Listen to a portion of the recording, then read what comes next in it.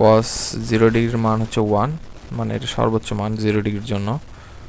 F dot S F S cos theta, তাহলে F S কখন হবে? যখন কস থিটার মান হবে, এই কস থিটাটা যখন পুরোটাই অন হয়ে যাবে তখন হবে হলো, মানে যখন থিটার ভ্যালু 0 হবে তখনই তো 1 হবে। তো সেই জন্য বলছে থিটার মান হবে 0 যখন, তখন সর্বোচ্চ হবে। বল ও সরণের মধ্যবর্তী কোণ কত হলে কাজ শূন্য হবে? তো এফ এস কস থিটা, তাহলে এফ এস কস যখন 90 ডিগ্রি হবে, কস 90-র মান 0, তাহলে আলটিমেটলি 0। তাহলে এখান থেকে আমরা পাবো কৃত কাজের পরিমাণ 0। কোনো বস্তুর ওপর 1 নিউটন বল প্রয়োগ করে যদি বস্তুর 1 মিটার সরণ হয়,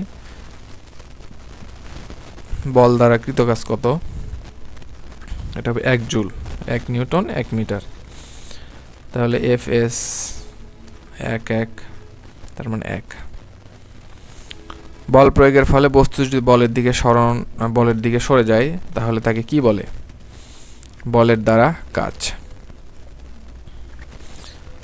বল প্রয়োগের ফলে বস্তু যদি বলের বিপরীত দিকে সরে যায় তাকে কি বলে? এটা বলের বিরুদ্ধে কাজ বা ঋণাত্মক কাজ। মেঝে হতে কোনো বস্তুকে উপরে ওঠানো হলে কোন বলের বিরুদ্ধে কাজ করতে হয়? অভিকর্ষজ বল।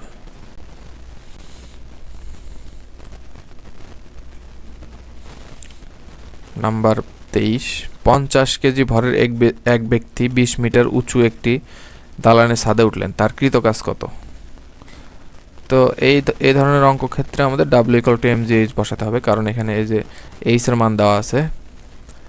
তাহলে 50, g এর মান 9.8 আর h এর মান হচ্ছে 20 মিটার বলছে, তাহলে 20।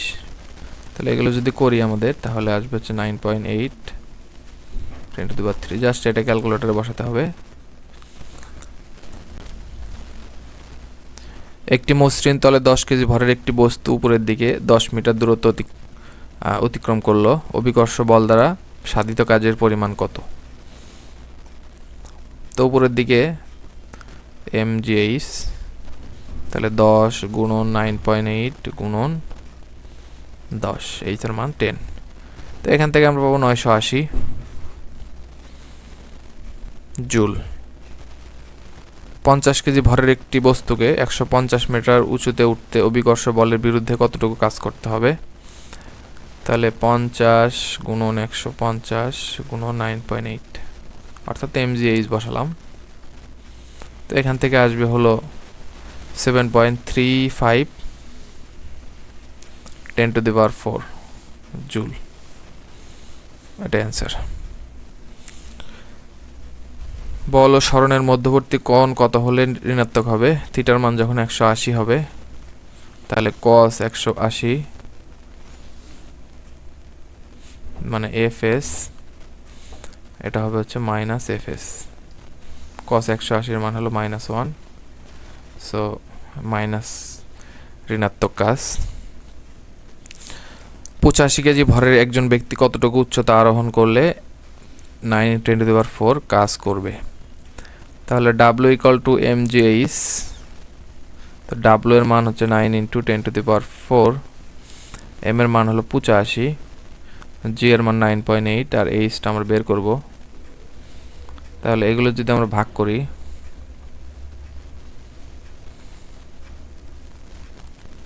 তাহলে এখান থেকে আমরা পাবো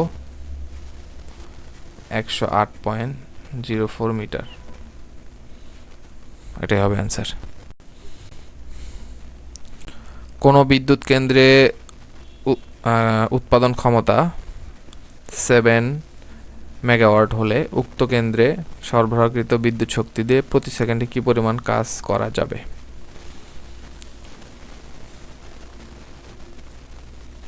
তো মেগাওয়াট মানে হলো, দেখো 7 মেগাওয়াট,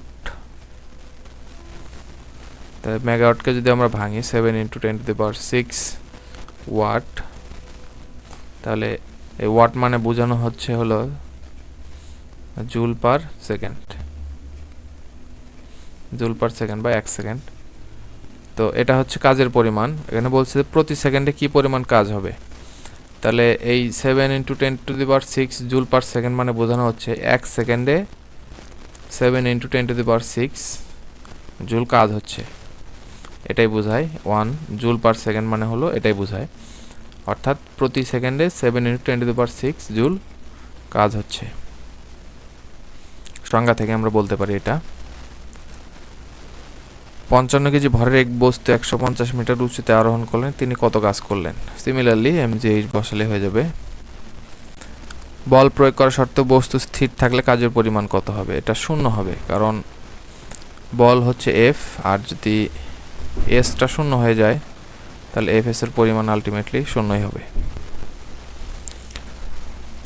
20 নিউটন কোনো একটি নির্দিষ্ট ভরের বস্তুর উপর ক্রিয়া করায় বস্তুটি বলের দিকে 60 ডিগ্রি কোণ উৎপন্ন করে 5 মিটার দূরে সরে গেল, কাজের পরিমাণ কত? W = F.S, অর্থাৎ Fs cos θ, যেহেতু আমাদের থিটার মান দেওয়া আছে, তাহলে 20 × 5 × cos 60 ডিগ্রি। তো এখান থেকে আমরা পাবো হলো 100, আর cos 60 এর মান হলো হাফ, তারপরে 50 জুল। 500 নিউটন বল প্রয়োগে কোনো বস্তুর বলের দিকে সরণ 70 মিটার হলে কৃতকাজের পরিমাণ কত? তাহলে 500 নিউটন বল প্রয়োগ করা হয়েছে, আর 70 হচ্ছে সরণ। 5 × 7 = 35, 3 শূন্য বসে যাবে, এত জুল। তাহলে 3.5 × 10⁴। এটা হচ্ছে আমাদের 100 নিউটন বল 5 মিটার সরণ, কাজের পরিমাণ কত? এগুলো খুবই সহজ, জাস্ট সূত্র বসাই ক্যালকুলেটরে বসাতে হবে।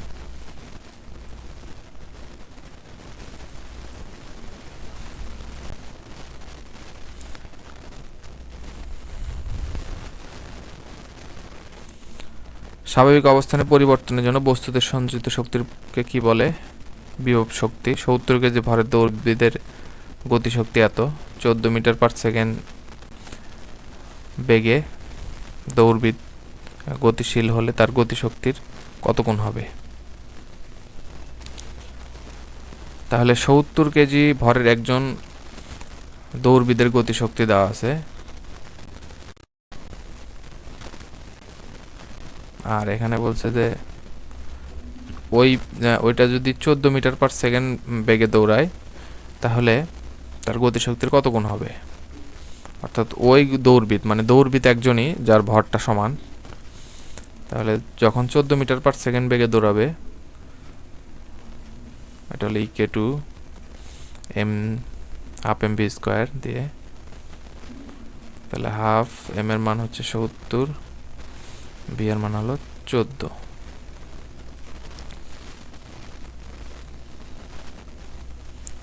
এটা যদি আমরা সমাধান করি,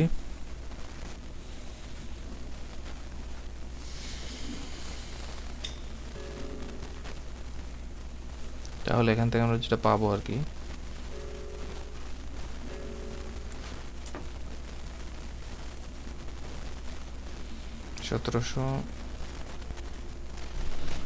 এখান থেকে আমরা আলটিমেটলি পাবো হচ্ছে 6860। এখন হচ্ছে ইকে1 আমাদের দেওয়া আছে হলো 1715 জুল ইকে1। তো এগুলো যদি আমরা কম্পেয়ার করি তাহলে আলটিমেটলি আসবে হচ্ছে ইকে2 = 4 × ইকে1। এটা দিয়ে এটাকে ভাগ করব, তাহলে এটা পাবো 4 গুণ। 4 গ্রাম ভরের একটি বস্তু 10 মিটার পার সেকেন্ড বেগে গতিশীল হলে গতিশক্তি কত? এখানে গ্রাম বলছে, এটা একটু মনে রাখতে হবে। 4 গ্রামকে আমরা প্রথমে আগে কেজিতে নিব। 4 / 1000 দিয়ে আমরা যদি ভাগ করি তাহলে আমরা কেজিতে পাবো। তো এটা হচ্ছে এর বেগ দেওয়া আছে 10 মিটার পার সেকেন্ড, তো ইকে হাফ mv²। তো এখান থেকে আমরা যদি এগুলো বসাই,